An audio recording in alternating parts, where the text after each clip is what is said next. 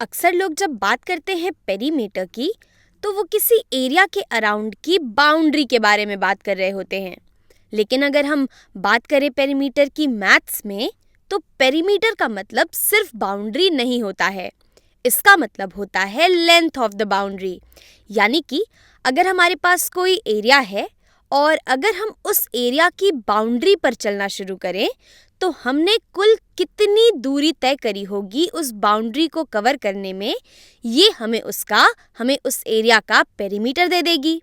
तो चलिए पहले अपना ये ट्रायंगल ले लेते हैं।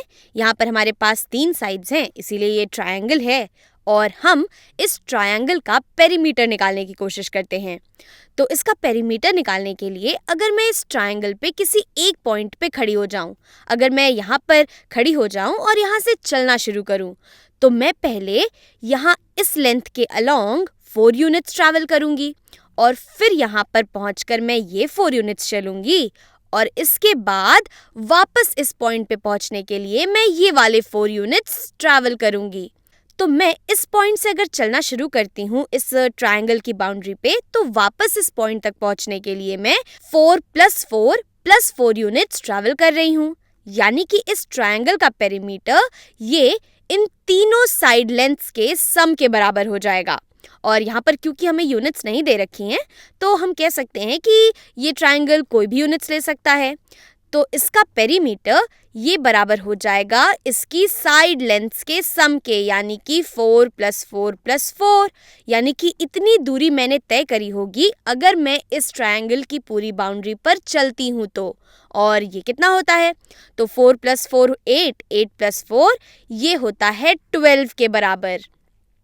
तो यहाँ पर हमारे इस ट्रायंगल का पेरीमीटर ये 12 यूनिट्स है। अगर हमें दिया होता कि ये जो साइड लेंथ है ट्रायंगल की ये 4 फीट हैं, तो हमारा ये जो ट्रायंगल का पेरीमीटर है ये 12 फीट हो जाता। अगर ये मीटर में दिया होता तो हमारा पेरीमीटर 12 मीटर्स हो जाता। और यहाँ पर हमारे पास कुछ और भी फिगर्स हैं और मैं चाहूँगी कि आप यहाँ पर इस वीडियो को पॉज करें और इन सब के पेरीमीटर को निकालने की कोशिश खुद से करें।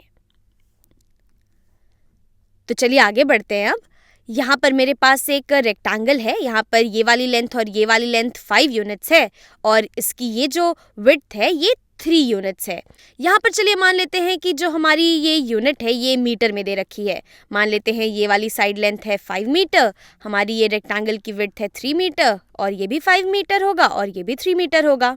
तो अब इसका पेरीमीटर भी हमारे इन सभी लेंथ्स का सम होना चाहिए।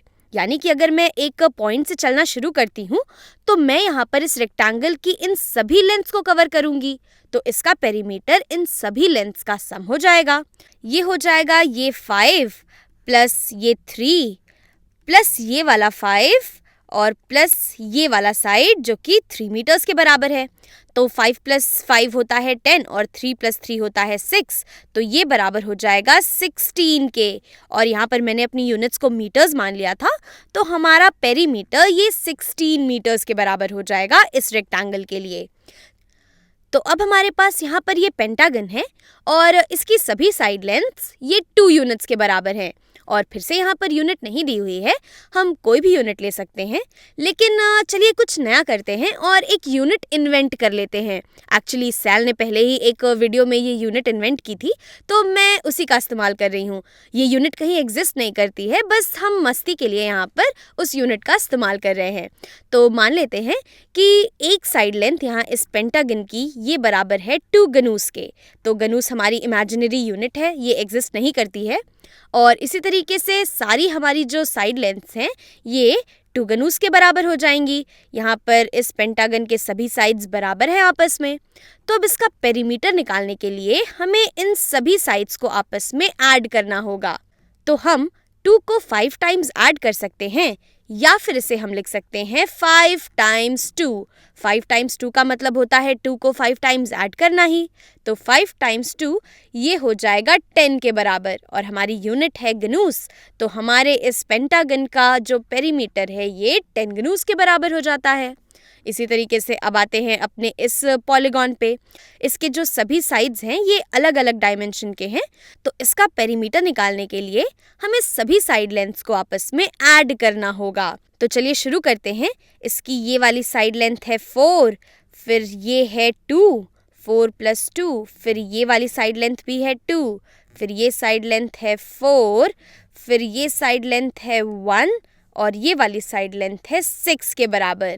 तो यहाँ पर इसका जो पेरीमीटर होगा ये होगा 4 + 2 6, 6 + 2 8, 8 + 4 12, 12 + 1 13 और 13 + 6 होता है 19 के बराबर। तो यहाँ पर इसका पेरीमीटर, इस येलो वाले शेप का पेरीमीटर है 19 यूनिट्स के बराबर।